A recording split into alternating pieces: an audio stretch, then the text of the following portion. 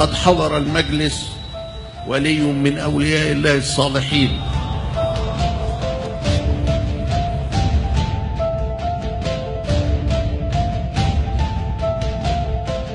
بعد الصلاة لك كلمة. الله يا الله، الله يا الله.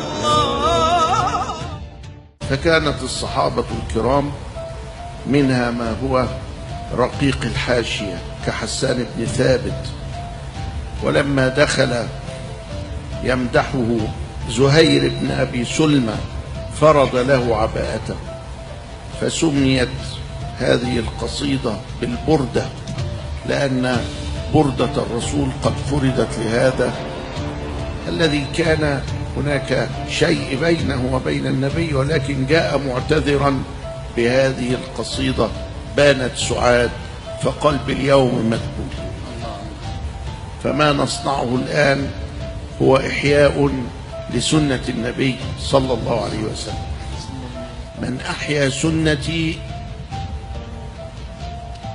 فقد، في النسخة المطبوعة، أحبني،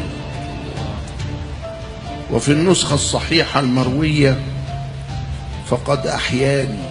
الله يا حبيبي. فاللهم يا ربنا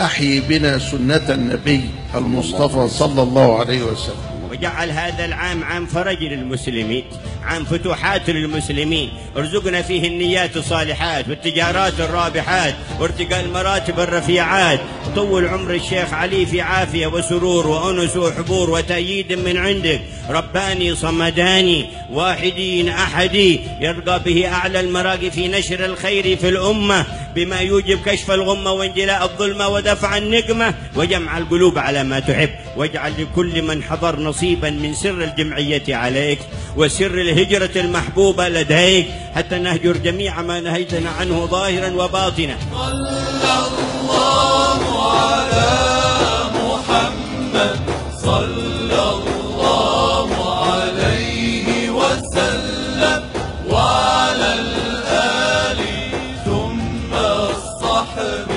صلى الله عليه، صلى الله عليه. عيدوا علي الوصال، وصال عيد، فإن شوقي لكم يزيد. عيدوا علي الوصال، وصال عيد، فإن شوقي لكم يزيد. نتوسل بالحمامة والبتول المستطابة، والنبي ثم الصحابة، فعسى دعوى مجابة. قدامك ومريدك يا جد الحسنين، بحبك وبريدك واتمنى بوستيدك، قدامك ومريدك يا جد الحسنين.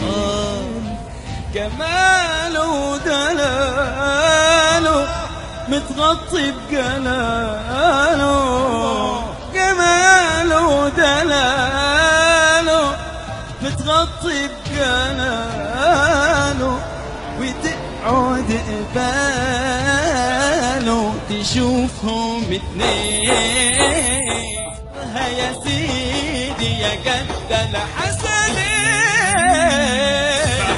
بحبك وبريدك واتمنى بوستيدك، خدامك ومريدك يا جد الحسنين. يلا سوا رسول نرجو منكم قبول يا جد الحسنين يا حبيبي، بحبك وبريدك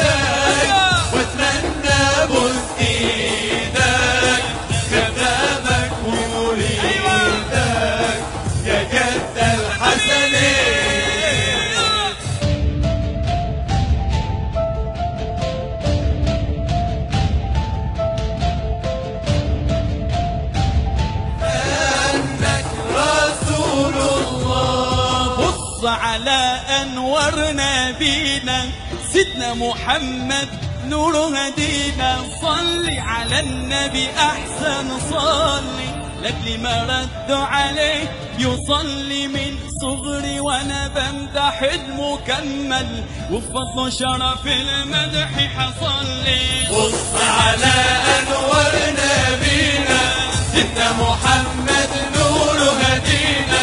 صلي على النبي أحسن صلي لأجل ما ردوا عليه يصلي. يا من إذا نظر أصلح الشأن كله، يا من إذا نظر كشف الضر كله، يا من إذا نظر دفع البلاء كله، يا من إذا نظر أحيا الميت، يا من إذا نظر قرب البعيد، يا من إذا نظر حول الشقي إلى سعيد. نظرة من نظراتك الربانية نبلغ بها أقاصي الأمنية في خير ولطف وعافية. بسر الفاتحة إلى حضرة النبي محمد صلى الله عليه وسلم. الفاتحة.